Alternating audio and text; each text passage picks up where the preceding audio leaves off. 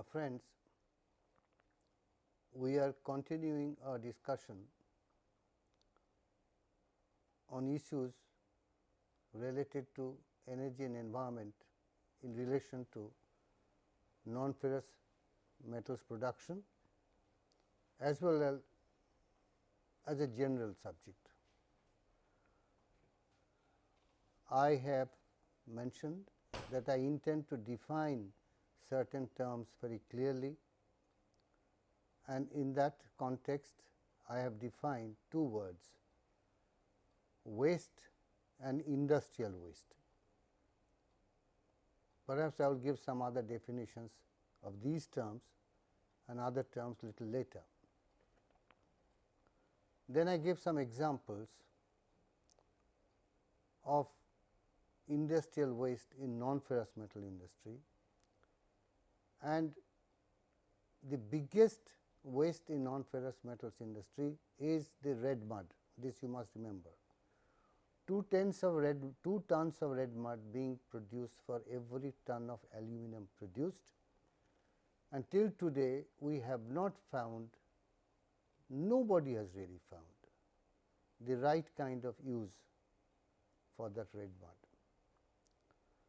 One of the main problems is that the red mud would have some alkali. That alkali is retained from the leaching process, and once there is an alkali, many other things that you may think of for use of red mud will no longer work. For example, the composition of red mud is such that if we forget about recovery of aluminum or titanium or whatever else valuables may be there, if just to get rid of it, if you think of a bulk use, it can certainly go for the building industry. One can make bricks, provided you can remove that alkali first, because if some alkali is retained in a brick and a house is made using bricks that have alkali, then the bricks will dissolve away very soon. They would not be stable. Now, if one wants to remove the alkali by some process, then it becomes a very costly affair.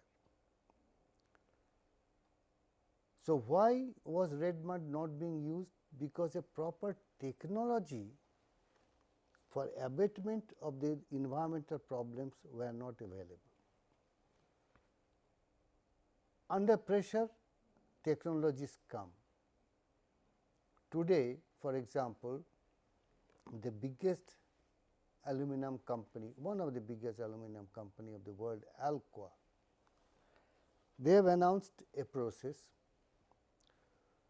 which would kill 2 birds with 1 stone. See, on one hand, we have a problem of CO2 being coming out of thermal power plants. Many of these thermal power plants are there for aluminum industry because they generate power for the electrolytic cells. The CO2 is being coming out, we do not know what to do with it. And here is red mud which has alkali, and because of the alkali you do not know what to do with the red mud. Alcoa has patented a process where the CO2 from the thermal power plants is injected into the red mud to neutralize the alkali. So, the CO2 has now been made use of, alkali has been neutralized, and you will produce there some carbonates. These carbonates may be tolerable not only in the building industry, it can be tolerable elsewhere. In fact, there is talk of using that material to making artificial corals. I mean, that may be dumped in the seashores to create blocks which will be just right for sustenance of marine life, artificial corals or other things. In that case, we have taken care of CO2, which we call Ca2 sequestration has been taken care of, alkali has been neutralized.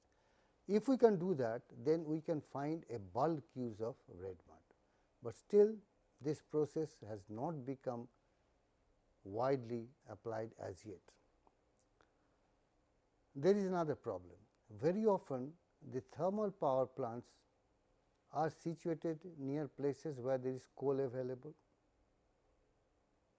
and the leaching Bayes process is established where bauxite is available. They may not be close by. For example, in Nalco, Damanjodi is where leaching is taking place, and some several hundred kilometers away in Andul is the electrolytic process set up where the thermal power plant is operated. In such a situation, how would you take CO2 from this place to that place? Had they been side by side, things would be simpler. These are impediments in application of the process, but to start with, a technology was not being developed because not enough pressure for development of technology. So, let us, that is why I mentioned and I ended the lecture by saying that there has always been a gap between technologies of production and those of pollution abatement. Let us go through all the reasons one by one. The first was lack of disincentives for polluters. Some 20 years ago, one could pollute and get away, nothing would happen to polluters. But now the policy is that polluters must pay, polluters must be punished, there must be this incentive for pollution. Now, this is more easily said than done, because to do that you have to go through some legal process, and it is very often the guilty who wins, because he has better lawyers. That continues even now. So, it is very difficult to implement environmental rules and regulations unless the government is very strict. The government is now becoming more and more strict, but unless the industry becomes more and more aware of the importance of pollution abatement that they should do, they will always resist. Traditionally, the resistance was there, this is gradually disappearing. The second point would be, first was there was no disincentive, second is lack of adequate incentives for pollution control measures. Those who do employ pollution control measures, they should be rewarded. Now, there are rewards coming in many ways. For example, there are now international protocols that if you can improve your process and show that you have cut down on carbon consumption, then you get what is called carbon credit, and it can be traded. Somebody who is not able to bring down that carbon consumption, they can get away by paying a fine. That fine will come to those who have done that. So, there is a trading of carbon credit, that one industry says, okay, I will pay a fine because I am not able to cut down carbon consumption. That money comes to those who have actually been able to implement a method of reduction in carbon consumption. Unfortunately, this is not an ideal solution. This could mean that somebody who is rich simply gets away by paying a fine. He is really not being punished, excepting in terms of some financial loss. But half the thing is gained. One who is able to cut down carbon consumption gets carbon credit, which he can trade internationally, benefit financially. I will give you an example of how some companies are benefiting. But ideally, there should be stronger punishment, not only financial, but something else for one who pollutes, and the motto should be polluters pay. Those who bring down pollution must be rewarded. So, there has to be disincentive and there has to be adequate incentives. Now, the third point is very important point. There had been in the past lack of awareness that pollution control measures can be beneficial. Many industries, at least the traditional industries, thought that if they have to bring in an equipment for control of pollution, say removal of dust, cleaning of the water that you are going to throw out in the river, etc., then it is going to cost you extra money. So, the benefit will come down. But now, many companies have actually shown by if you take control measures, eventually you gain. I remember going to Jamshedpur 25 years ago. The place used to be so dirty. In the evening, when the Bessemer converter would blow, all the fumes will come, and actually you could see things falling in nearby areas. There was dust everywhere. Inside the plant, it was so dirty. But today, the entire city is like a garden. Even inside the plant, when you walk, it looks as though you are walking through several buildings with gardens and flowers and everything. The company did that consciously in a planned manner, improved the environment, spent a lot of money to do that, not only for aesthetics, but they brought in advanced equipment for control measures, and eventually all that paid off. It did cost them money, but their benefits were much more, because they had a longer subjective horizon and they had a commitment. Now, let us see what kind of advantages will come if you take pollution control measures. Pollution control measures often give rise to valuable byproducts, which initially through your ignorance you are simply rejecting. If you are careful, there will be reduced waste generation. You will have an improved industrial metabolism. And if you are reducing waste generation, then the treatment costs will also come down, productivity will improve, the workforce will be better protected, better staff morale, and community relations will be better. As a matter of fact, even the factory owners may benefit, because many of them had died due to pollution related disorders. So, if they implement them, not only the labor and the workforce are better protected, the management would also be better protected, because after all they cannot live in air conditioned rooms all the time. If we cut down wastes, then there is conservation of resources, process efficiency would be improved, and we may be able to think of recycling for our benefit. Environment will improve, aesthetics will improve, breathing will be easier, living will be more comfortable, the company image will be better, land will be conserved. If we could find a technology to take care of that red mud, will conserve land. So, everywhere there are so many benefits of pollution control measures, which some companies do not see straight away. So, they have to be made aware. Some companies had been reluctant or may be still reluctant, because there is an initial requirement of additional capital. Nobody can deny that.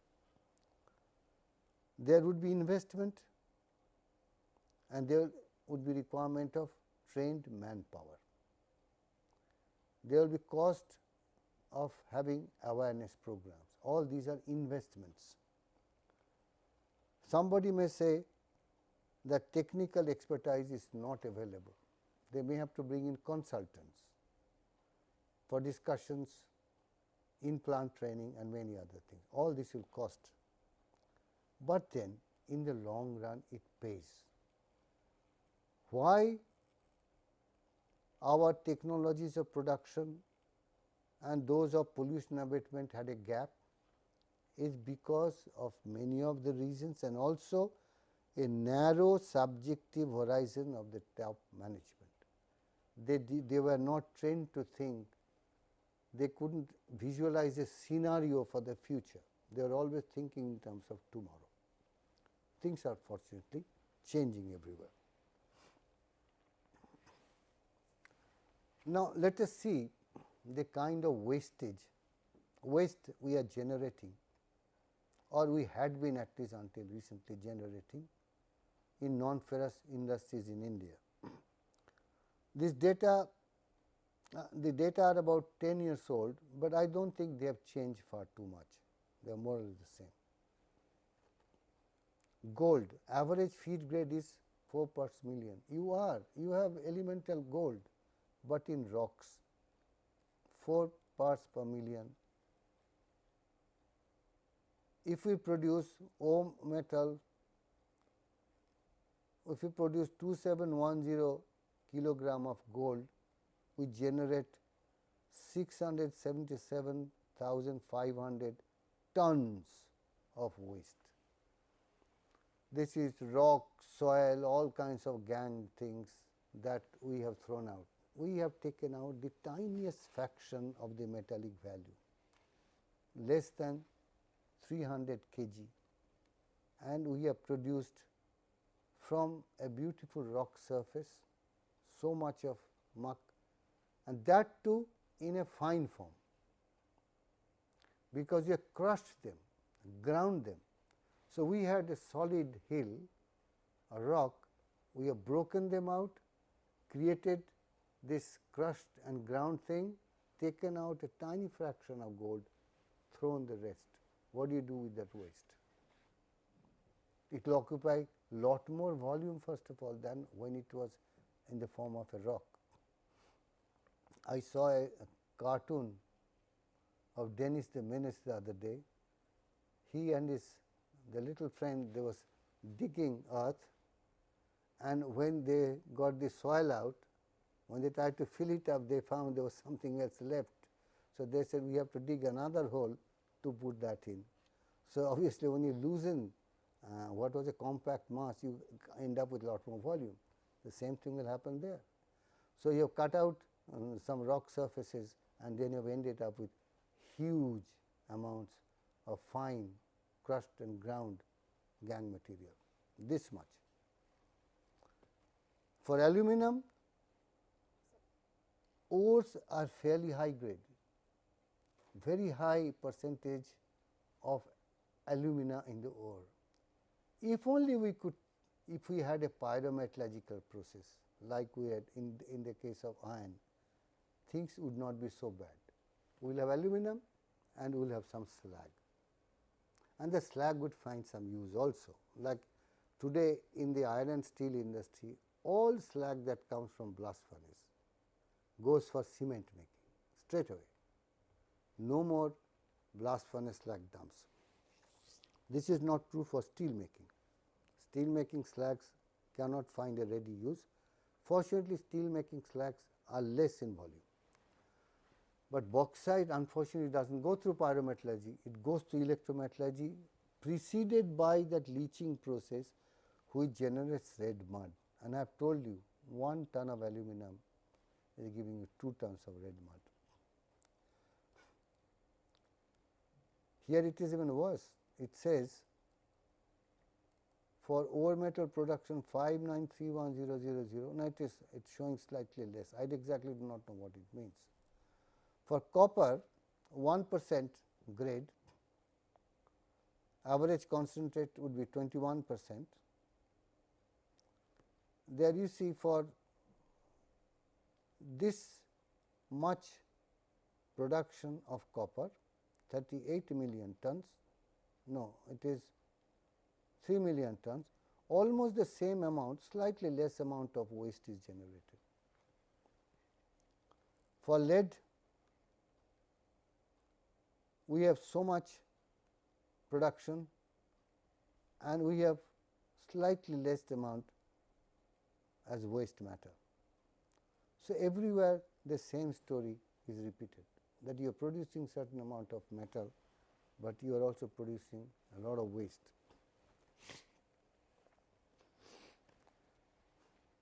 Since we mentioned Nalco, which is spread near Bhubaneswar, there is the smelter, and elsewhere in Damanjodi there is the alumina production. We are talking only about red mud, but see what happens in the atmosphere. Nalco releases 220 tons of fluoride annually, just releasing fluoride. There is a thermal power plant which discharges in the nearby river called Nandira. Many people now call it a private drain of the thermal power plant. It is discharging daily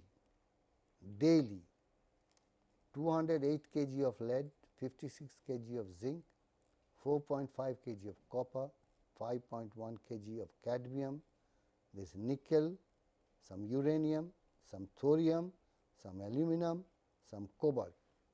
All these are simply discharged in river Nandira. No wonder there is no fish life now. Not only that, even the surrounding areas beyond the river will no longer be fertile, things do not grow. Same is the problem, this is only what is going into the river.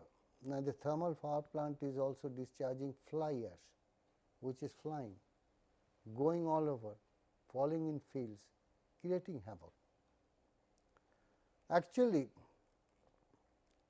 the Talcher area of Orissa, where we have Fertilizer Corporation of India, heavy water plants, Orissa Chemicals, very highly industrialized area. It consumes 250 million liters daily from river Brahmani. So much of water it consumes, and all of them are discharging into the air, land and sea, all kinds of wastes, toxic substances, ash, oil, grease, heavy metal fluorides, all that. Now, something has to be done about it. There are metallic values in many of the discharges, like here you see there are metallic values of zirconium, copper, cadmium, even uranium, thorium, aluminum, cobalt. Now, it may not be possible to take out all these, but at least we have to stop them from going into the water body. Let me start with one area which we normally do not talk about, because we are always talking about solid wastes, discharges into the river. Let us start with air pollution. After all, air is what people breathe, where you are in the plant or outside the plant, in the city. We may get used to what we are breathing, but if you go to the hills, you know the difference between breathing air there and then breathing air in metropolitan cities like Bombay and Calcutta. Those of us who live in Calcutta or in Bombay or in Delhi see the difference when you go to a hill station. Why a hill station? Even to a city like say Bhubaneswar or outskirts of Nagpur or Bhopal or Udaipur, where the air is cleaner, you can see the stars at night, you can breathe easy, and you can take a long breath and not cough, you do not feel choked. We cannot see what is in the air, but there are all kinds of things in the air that are not desirable. Fortunately, the human system tries to adjust. In the short run, nothing happens, but long term effects are enormous. But we do not have that long subjective horizon. If somebody says, take a job here and breathe, nothing will happen to you next week, I will accept even if it is a polluted atmosphere. I would not worry what happens to me next year. Maybe next year I would not survive 1 year. Much of this comes from water air pollution, because we have all kinds of water purifiers. We drink water, we can at least try to purify, boil it, or we can have some equipment, but we cannot go around using an air purifier. We do not even go around putting something to cover our nose and mouth, so that we take out from the air the undesired things. We are not habituated to do that. So, air pollution is a very important thing. Even in industries, you will find visibly there are all kinds of particles floating around. The laborers may be working without covering their mouth and nose. The management may not even insist on that. They have got used to the pollution. So, let us talk about air pollution. What is pollution? We have defined waste and industrial waste. One definition of pollution we will see now. The word pollution has its origins in the Latin word polluere, which means contamination of any feature of the environment. So, if any feature of the environment is contaminated, by the word contamination means addition of something undesirable, then we have pollution. So, it encompasses a very wide area. Anything undesirable in the environment is pollution, and the word contamination has an implication that what is there has an adverse effect. That is why you say contaminated. So, if you put dry fruits in milk, we would not call it contamination, because it is adding to the value, it is adding to its nutritive value, it makes it tastier. Contamination is when you have added something that has an adverse impact. Now, from that we can mean by the word air pollution the presence of one or more contaminants in the outdoor atmosphere. We make a distinction between an air conditioned office and the outdoor atmosphere, where everybody is exposed. What can be the contaminants? Dust, fumes, gas, mist, odor, smoke, or vapor with such characteristics and quantum such as to be injurious to human, plant or animal life or property. See how well this is defined. It takes into account effect on human, plant, animal life as well as property, immovable properties. If it is something injurious to the buildings, it is a contaminant. It may not do something to you, but if the buildings are destroyed in the long run, it is a contaminant. And it has to have characteristics and quantum such as which are injurious. It is possible that it has undesirable characteristics, but the quantum is so small that it is not injurious, then it is okay. It would not be called a contaminant. Similarly, the quantum may be large, but the characteristics may not be negative, then it will not be a contaminant. So, the contamination has to be in terms of both adverse characteristics and also quantum. I will read it again, because it is a very nice definition and you should try to remember the basis of that. Air pollution means the presence of one or more contaminants in the outdoor atmosphere. The contaminants are dust, fumes, gas, mist, odor, smoke, vapor with such characteristics and quantum such as to be injurious to human, plant, animal life or property. Now, the Engineers Council of USA has given a definition which perhaps is little more precise. I will give that definition also. Air pollution is the presence in ambient atmosphere. Ambient atmosphere against means atmosphere that is all around you for the general population. The presence in ambient atmosphere of substances generally resulting from the activity of man in sufficient concentration, present for a sufficient time under circumstances which interfere significantly with comfort, health or welfare of persons or with the full use or enjoyment of property. Now, this is much wider in scope. It even brings in certain soft subjects such as comfort, enjoyment. It will bring in anything that gives you discomfort. It may not do something to your health, but it makes you uncomfortable in mind. It comes in the way of your enjoyment of the property you have. So, that would include many things. Now, unless you come up with definitions like that, then the law cannot be strong also, because law has to be defined in terms of specific things like that.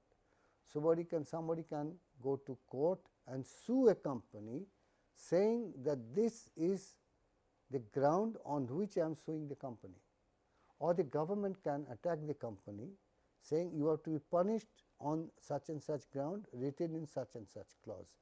That is why the Engineer Council had to give a definition like this. What kind of definition we are adopting, I might discuss later. Let me repeat the definition. Air pollution is the presence in the ambient atmosphere of substances generally resulting from the activity of man in sufficient concentration, present for a sufficient time and under circumstances which interfere significantly with the comfort, health or welfare of persons or with the full use of enjoyment of property. Now, here there is a very significant thing has been put in, generally resulting from the activity of man. Now, there can be natural processes where suddenly something happens. We may not call it pollution. For example, when there is some vegetation, the vegetation undergoes some spontaneous processes and may begin to generate methane. That is what happens in bogs, where some vegetable matter is in contact with submerged little pools of water. It may create methane, and sometimes this methane catches fire also spontaneously. Now, here is a phenomenon which is creating a gas which would put people in discomfort. It can cause fire, which is hazardous. It will last for a while, it does not happen all the time, but we will not perhaps call it pollution in the sense when an industry creates pollution because of man-made activities. Man has created that industry and done it. So, there is a very stronger feeling against a man-made contaminant than a natural contaminant. So, that is polluting the atmosphere, no doubt, but that air pollution is different from the air pollution in an industry set up by man. Man is far more guilty. That is what we would like to understand. Now, typically at sea level, this is the composition of dry air, 21% nearly oxygen, nitrogen, argon and others. What are the others? Today CO2 380 parts per million, there is some neon, helium, methane, some krypton, some N2O, xenon, hydrogen, these are also there. Now, with time this CO2 is gradually increasing. Say 400 years ago, when Shah Jahan built the Taj Mahal, he was breathing in Agra an air which had around 280 parts per million of CO2. 280 per million parts of CO2 were there in Agra, say 400 years from now. Over the years, it has gone up to 380. Of course, in Agra, it will be much more than 380. There are industries, there are foundries, there are human activities. It will be much more. Like if you stand in the street corner in a busy street of Calcutta or Delhi or Bombay, air will be much more than 380 CO2 parts per million, it will be much more. But this is typical today.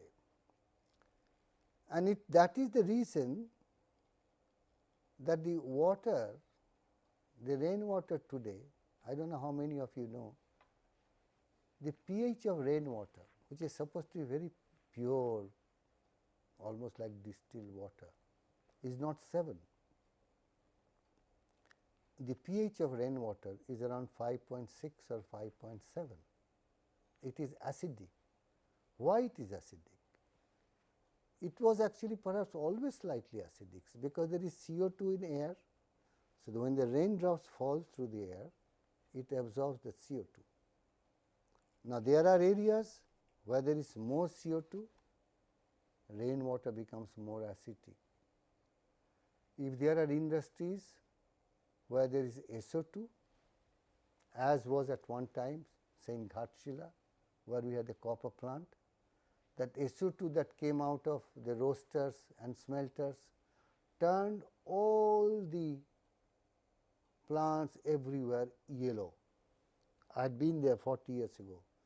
The trees did not have green leaves, they had yellow leaves. That SO2 and sulfur had turned everything yellow. Even if you entered houses, somehow you felt there was sulfur everywhere. Fortunately, they have now changed the processes. You have the green has come back again. But if there are still SO2 in the atmosphere, but not to the extent we used to have. But if there is SO2, again water will dissolve that SO2 and the water will be acidic. That is how we get acid rain. In many industrial areas, that rain that falls is actually an acid. It can burn your skin. You will think acid is coming from the skies. If it falls on vegetation, it is acid falling on vegetation. It is falling on clothes, it is acid falling on clothes. We call that acid rain. Today's industry is causing even rains to become acidic. It is a dangerous situation. Okay. Now, what happens if we talk about air pollution? Now, in air, if you have gaseous species like SO2, CO2, that is in the gas. It is pollution, mind you, but they are gaseous pollutants. But very often what you feel more immediately are solid particle pollutants, that particles of solid in air, that you sense more readily. There are particles coming out of smog, which is a combination of smoke and fog, tobacco smoke, coal dust, fly ash, pollens from flowers, cement dust, mist, fog, cloud droplets, carbon black, insecticides, oil smoke, combustion processes give something. Now, here also we have indicated particle sizes. Why I have indicated particulate diameter? You see, if you have solids in the air that you are inhaling, if they are very coarse solids, then the hairs we have inside our nostrils capture them. That is why God has given us a filtration device, that our nostrils are full of hair, coarse particles are caught up there. So, you can clean your nose, they have not gone into the system. If particles are very fine, and I will tell you, you can guess from here what they are, you will inhale them, they will go into your lungs and they will come out also doing no harm. So, particles which are very coarse do not harm your system. Particles which are very fine solid particles also do not cause your harm in system, because they will go in and they will go out. It is the intermediate range particles which can go in, but which cannot come out. They get deposited in our respiratory tract. It is like that Abhimanyu's Chakravyuha. He knew how to get in, he did not know how to come out. So, once that we have here, like if you stand in a plant where coal is being processed and coal dust is coming, it will get into your nose, and if you clean your nose, you will see all kinds of black things coming out, that is coal dust. Some pollens are also, or cement dust, they are very coarse, they will not go into your system. Small viruses can go in there, and there are some small very fine particles which go in and come out, but a whole lot of things in between, including smog, tobacco smoke, carbon black, oil smoke, etc., enter our respiratory tract, cannot come out. These are the ones which are very, very harmful. So, we have contaminants in terms of the solid particles in air, contaminants in terms of gaseous species in air. They both are bad not only for human life, they are bad for vegetation, they are for animal life, they are also bad for property, buildings, equipment, plant matter. They are also bad from the point of view of aesthetics, comfort and enjoyment of life. All these are causing environmental pollution. Incidentally, you will find in many plants, many industries, the plants are being corroded. You will find they are rusting off. If there is acid in the environment, we may not feel it, but the plant and equipment, they know, because they get corroded. So, the definition we gave was a very apt definition. It is in terms of aesthetics, comfort, enjoyment, injury to property, man, plant, animal life, everything. So, you see that it is a very serious matter, air pollution. To summarize the general effects of air pollution, what we will have, it will affect human health, of course. We can have, to start with, very minor things like symptoms such as headache, irritation of eye, nose, throat, nausea, general ill feeling. Then in the long term we can have respiratory diseases, and Calcutta, where I belong, is now full of respiratory diseases. Unfortunately, the attack is more severe on children, whose systems are more delicate. And once they catch those diseases, it will become progressively worse. Those of us who have enjoyed a better atmosphere when we are younger are better off today, because we did not catch the diseases in the younger days. It does not matter so much if I catch it now. but think of the poor delicate children, if they get affected now, what happens to the rest of their life? Why we are not doing anything to protect them? Because we do not have a long subjective horizon, and we have also all kinds of reasons we have given. There is no disincentive, there is no incentive. When we come to a democratic process of voting, who is worried about environmental issues? Does a party, any political party says we are going to improve the environment, and even if they say, are they going to get more votes? We do not care, which means the public is also not aware, they do not have a long term perspective, they are thinking about tomorrow. You cannot blame them also. When we are in the lower stages of development, where we are worried day to day life, just bringing in something to eat for today and survive for today, they cannot have these wider outlooks of life. So, with development these things go hand in hand. Second is they will affect plants. Some plants such as lichens are sensitive to pollutants. Lichens can act as a bioindicator. We can have some plants which would tell you by changing their color or shape or form that yes, the air is not polluted.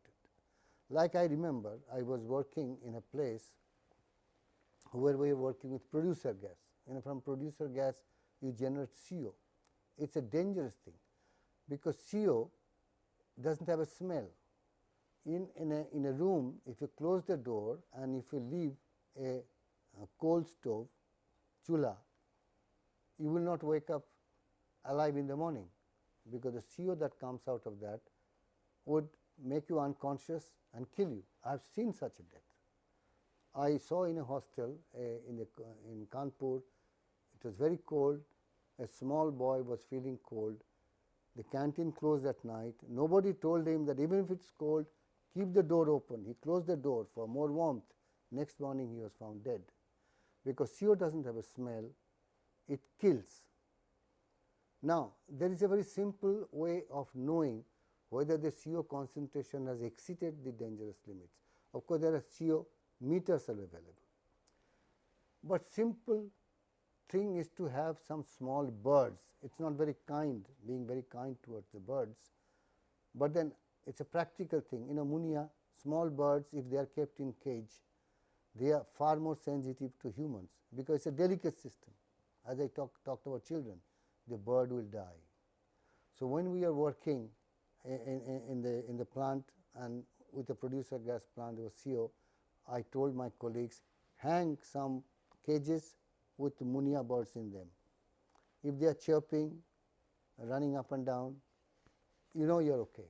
But if you say they are becoming drowsy, then you know the CO concentration has gone up. You are not finding discomfort now, but what happens to the bird will happen to you little later.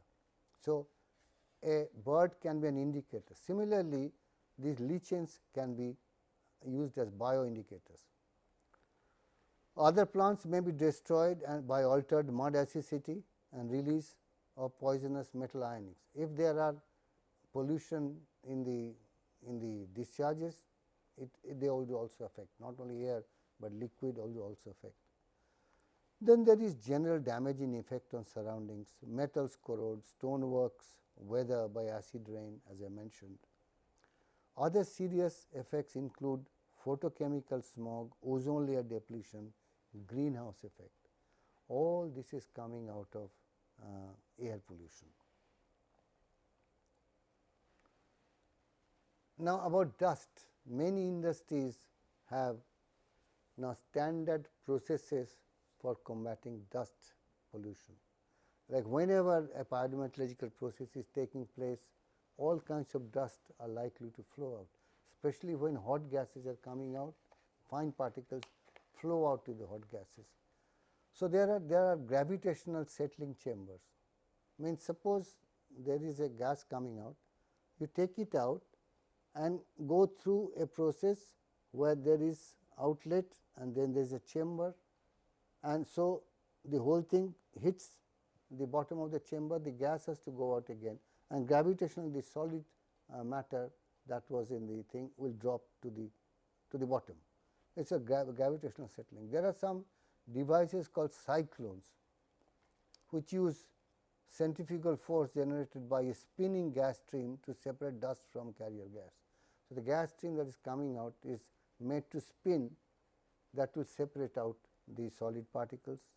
There are fabric filters, like I had mentioned that in the lead blast furnace we have dust bags, silk bags that the gases go through, but the dust gets caught in them. They are plain filters made of different kinds of fabrics. They are used for trapping of dust in a fabric to separate dust from contaminated gas. There are electrostatic precipitators.